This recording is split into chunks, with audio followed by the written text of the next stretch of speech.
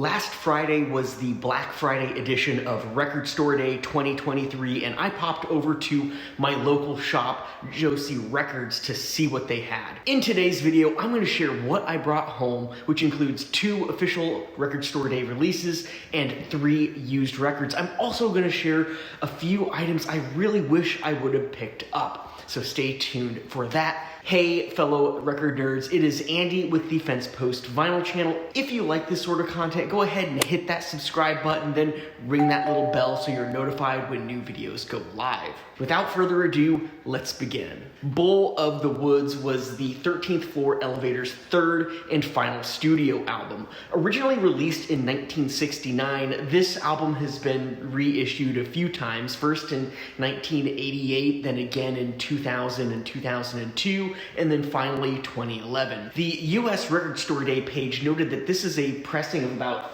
3,500 with 500 in the UK. Now, I don't know if that means 4,000 total or if the UK was part of that number reported on the US site. I have the band's other 2 records, including an original copy of The Psychedelic Sounds of the 13th Floor Elevators and a pretty cool copy of the 2022 splatter vinyl pressing of Easter Everywhere, which actually came with both the mono and stereo versions of the album on 2 separate discs. And I've covered both of these albums here on the FENSEPOST Vinyl channel. This one comes with a cool Record Store Day OBI strip and a printed inner sleeve for the 13th Floor Elevators with the track list on the back. I love the artwork on this. It just is really cool and classic. The back looks great, very illustrative, really cool stuff. And this one does come on white vinyl. I feel I've heard some mixed things about it, but my copy seems to be excellent. And as a quick aside, I'm going to be inducting this album into my Sunday Fun Facts About Albums You Love series, so you'll be able to catch that video this coming weekend right here on the FENSEPOST Vinyl channel, so stay tuned for that. The second item, and this one might surprise some of you, I don't really talk much about hip-hop on FENSEPOST as I don't really consider myself an authority on the genre. I've only gotten into it in the past few years. This is the new album by Czarface, and it's called Czartificial Intelligence. It is the Record Store Day Black Friday variant cover art by L'Amour Supreme with 2 bonus tracks that are exclusive to this pressing, and this comes on a cool Zarsbury orange vinyl, so they're really playing up the Czar thing here. So check that out. It is kind of like this cool translucent orange. Czarface features Wu-Tang Clan member Inspecta Deck and a few other guys. They've been releasing music pretty consistently since 2013, pacing at just over an album a year. I believe they got about 12, 13, somewhere like that. Czartificial Intelligence, like I said, is their 2023 release, and this one features 14 songs, 2 of which are exclusive to this Record Store Day pressing. As far as I can tell, the regular pressing of the LP is not yet out.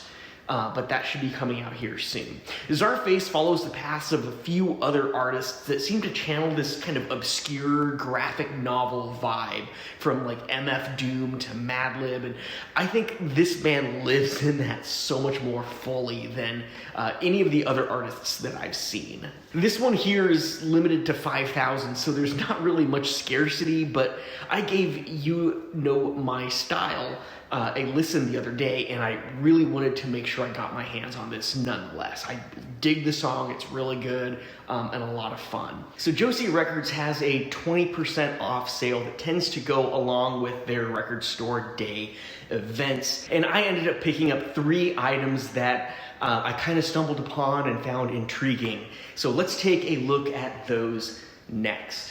The first one is Jack White Acoustic Recordings, 1998 to 2016. Now, I'm kind of a fair weather fan of Jack White and his projects, which include the White Stripes, Raconteurs, Dead Weather, and a few others. I really have to be in the mood to listen to him, but then again, kind of, isn't that really true of all music? What drew me to this one is the sheer breadth. There are a whopping 26 tracks across 2 LPs spanning his career between 1998 and 2016, which is the year that this one was released. Now, Discogs users do note that this pressing has some issues, but mine seemed to play throughout pretty fine without much of an issue.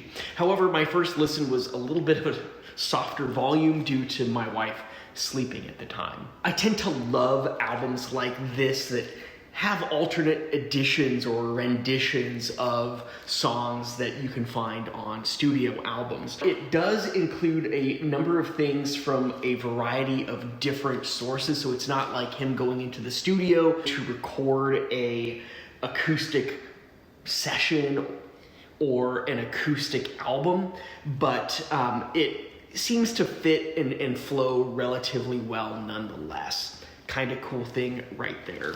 So I did stumble upon a new album by a guy named Kurt Vile, and his album, well, I could have picked it up, but instead I grabbed this, an older EP for about $8 after the discount. It features 6 tracks recorded around the time of his album Smoke Ring for My Halo, which I quite enjoyed. And it also includes Downbound Train, which is actually a cover of Bruce Springsteen. I'm a longtime fan of Kurt Vile's, and I have quite a few things in my collection that are from him. So I was pretty excited to find this one at a decent price. Now for the final one, it is Built to Spill. They got away backed with Rearranged. Now this one just features 2 songs, and this 12-inch single is from one of my all-time favorite bands, Built to Spill. It was released in 2007, a year after they released the album You in Reverse. It's super interesting. The tracks have this kind of odd reggae-like swagger to them that just seems off for a band like Built to Spill, but it actually works really and surprisingly well. I don't think a ton of them were pressed, with just over 400 people having this in their Discogs collection, and only about 2 up for grabs, starting at about $40 right now a pop. And I picked this up for 20% off, the sticker price of $13 US. So I was super excited about that one. Of course, if you are familiar with Built to Spill, you probably are already aware that their album When the Wind Forgets Your Name was released last year, 2022, and it was really among my favorite albums of the year. I think it came in at number 3 for 2022, and it remains a mainstay this year in terms of my top spins. I'm very interested to see where it falls and Built to Spill falls in my year-end lists coming up here in another month or so. Once the end of the year comes around, I'll be posting my top albums spun in 2023. I'll also be sharing my top bands that I have played on Spotify, so stay tuned for those videos coming up soon as well. Now for the 2 albums I really wish I would have picked up had I found them at Josie Records. So here we go. The first one is Yoshimi Battles Pink Robots live at Paradise Lounge, Boston, October 27, 2002. And this I seriously considered picking up by the Flaming Lips. It's a reissue from 2002, and they performed Yoshimi Battles Pink Robots in its entirety, I believe. And this one had about 4,500 pressed, and I'm still debating picking it up online. I don't know, what do you think? Should I do it? Let me know down in the comments. The second one is Rilo Kiley, Under the Blacklight, and I missed finding any copies of this, I believe their 4th and final album. Maybe they had it, maybe I just didn't recognize it for what it was, which is entirely possible.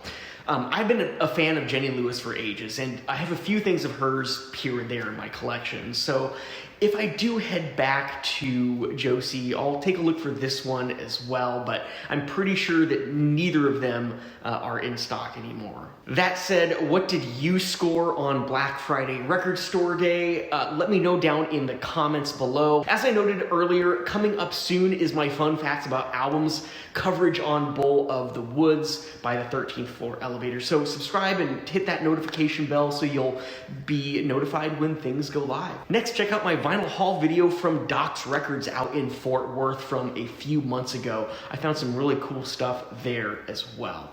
I am Andy, this is the FENSEPOST Vinyl channel, and I'll see you in the next video.